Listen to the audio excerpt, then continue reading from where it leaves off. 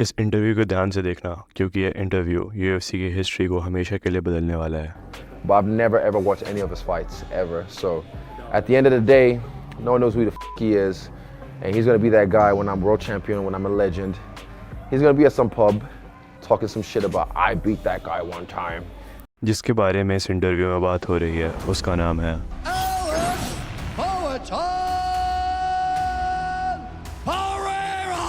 Alex Pereira, एक Brazil के फवेला का लड़का जिसने 12 साल की उम्र में अपना स्कूल छोड़ दिया और एक टायर शॉप में काम करना शुरू करा ताकि वो अपनी फैमिली को सपोर्ट कर सके, जहाँ उसकी एज के बच्चे एक दूसरे के साथ खेला करते थे।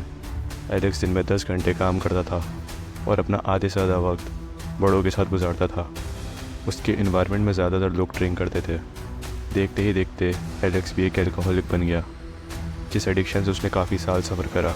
एलेक्स ने किक बॉक्सिंग शुरू करी 21 साल की एज में, जो काफ़ी लेट है किक बॉक्सर बनने के लिए।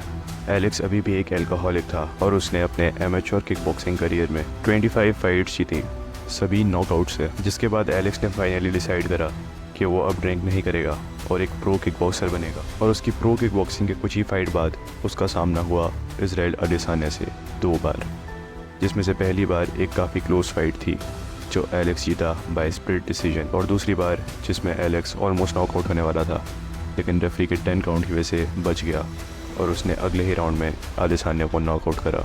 जिसके बाद इजराइल ने यूएफसी ज्वाइन करी और उसके कुछ ही साल बाद वो बना यूएफसी का मिडिल वेट चैम्पियन। जिसके बाद देखते ही देखते अदेसान्या पूरी दुनिया में फेमस हो गया। उसकी नेटवर्थ मिलियंस में थी, वो वीडियो गेम्स के कवर पे था। और दूसरी तरफ एलेक्स, जो किक बॉक्सिंग में मिडिल वेट चैम्पियन था, जो अपनी किक बॉक्सिंग करियर में बहुत अच्छा कर रहा था, लेकिन फिर भी उसके पास अदेसान्या जितना मनी और फेम नहीं था, क्योंकि किक बॉक्सर्स यूएफसी फाइटर्स जितने पॉपुलर और रिच नहीं होते। फिर 2020 में आता है अदेसान्या का ये इंटरव्यू, जो इंटरव्यू यूएफसी की हिस्ट्री में बहुत बड़े चेंजेस लाने वाला था। जिसमें जब अदेसान्या से एलेक्स के बारे में पूछा गया तो उसने बोला कि किसी को नहीं पता कि एलेक्स कौन है, और जब मैं एक चैम्पियन और लेजेंड बन जाऊंगा तो वो एक पहाड़ में बैठकर बोलेगा I beat that guy one time, trying to get a dick sucked from a crack whore or some shit. और अगर वो फाइटर जिसको तुम ऑलरेडी नॉकआउट कर चुके हो उसके पास तुमसे अच्छा लाइफस्टाइल, मनी और फेम हो, और वो तुम्हें ऐसे एक इंटरव्यू में पूरी दुनिया के सामने बेइज्जत करे, तो क्या तुम्हारे मन में ये सवाल नहीं आएगा कि अगर ये ऐसा कर सकता है तो मैं क्यों नहीं? और वही सवाल आया एलेक्स के मन में। जिसके बाद एलेक्स ने डिसाइड करा एक एमएमए फाइटर बनने को। तो वो अपनी पहली एमएमए फाइट जीता एक नॉकआउट से, और एक आखिरी बार किक बॉक्सिंग में फ़ाइट करने गया और बना किक बॉक्सिंग का लाइट हैवीवेट चैम्पियन। और उसके बाद अपनी कुछ ही एमएमए फाइट्स के बाद एलेक्स को यूएफसी कॉन्ट्रैक्ट मिल जाता है और एलेक्स यूएफसी ज्वाइन कर देता है। दूसरी तरफ अदेसान्या, जो लाइट हैवीवेट चैम्पियन बनने की कोशिश में जॉन ब्लोहोविच से हारा और काफ़ी सारी कंट्रोवर्सीज में फंसा जो काफ़ी ज़्यादा वियर्ड थी, जिनके बारे में मैं इस वीडियो में बात नहीं करूँगा। और ऊपर से उसका फाइटिंग स्टाइल और ट्रैश टॉक काफ़ी फैंस के लिए बोरिंग और अनोइंग हो गया था। और उसकी रॉबर्ट विटेकर के साथ फाइट, जो काफ़ी फैंस के हिसाब से एक रॉबरी थी। और दूसरी तरफ एलेक्स ने अपनी फर्स्ट यूएफसी फाइट जीती एक नॉकआउट से, अपनी सेकंड फाइट ब्रूनो सिल्वा के अगेंस्ट बाय यूनानिमस डिसीजन, और अपनी third fight number 4 rank middleweight Sean Strickland के अगेंस्ट बाय नॉकआउट। और उसके बाद हमें देखने को मिली यूएफसी की one of the biggest rivalries की एक धमाकेदार फाइट।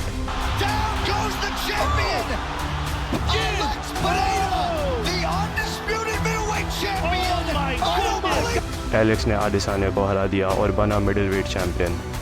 जिसके बाद अदेसान्या और यूएफसी को एक इमीडिएट रीमैच चाहिए था, जो एलेक्स ने एक्सेप्ट करा। इनके रीमैच में भी फिर एक मोमेंट आया जिसमें सबको लगा एलेक्स जीत जाएगा, बट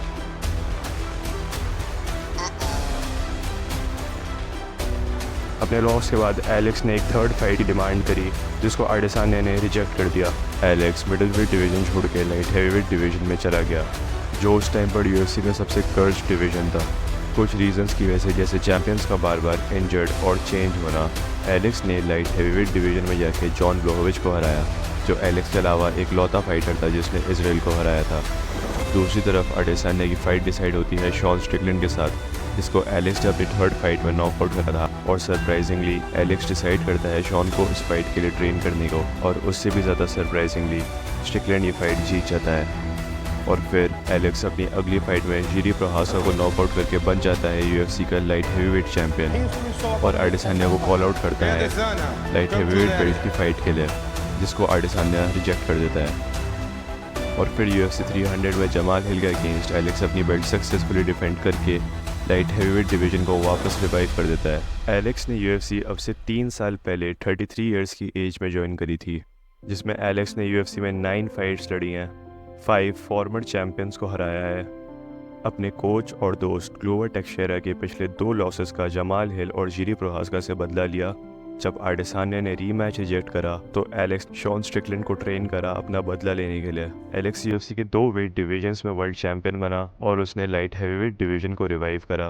और अगर करंट सिचुएशन की बात करें तो जब UFC 303 का main event corner McGregor versus Michael Chandler cancel हो गया तो एलेक्स पेरेरा ने शॉर्ट नोटिस पर जीरी प्रोहास्का के अगेंस्ट एक बहुत रिस्की फाइट एक्सेप्ट करी, जो शायद अभी कोई भी UFC चैंपियन एक्सेप्ट ना करता, और UFC 303 के इवेंट को बचाकर काफ़ी फैंस के लिए इस इवेंट को और भी ज़्यादा एक्साइटिंग बना दिया। एलेक्स की जर्नी हमें हार्ड वर्क और डेडिकेशन के बारे में काफ़ी कुछ सिखा देती है।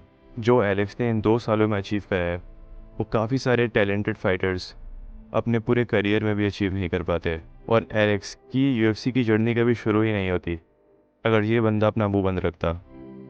I beat that guy one time, trying to get a dick sucked from a crack whore or some shit. तो आपका एलेक्स से अगली फाइट को लेकर क्या प्रेडिक्शन है मेरे को कमेंट सेक्शन में ज़रूर बताना। Thank you for watching.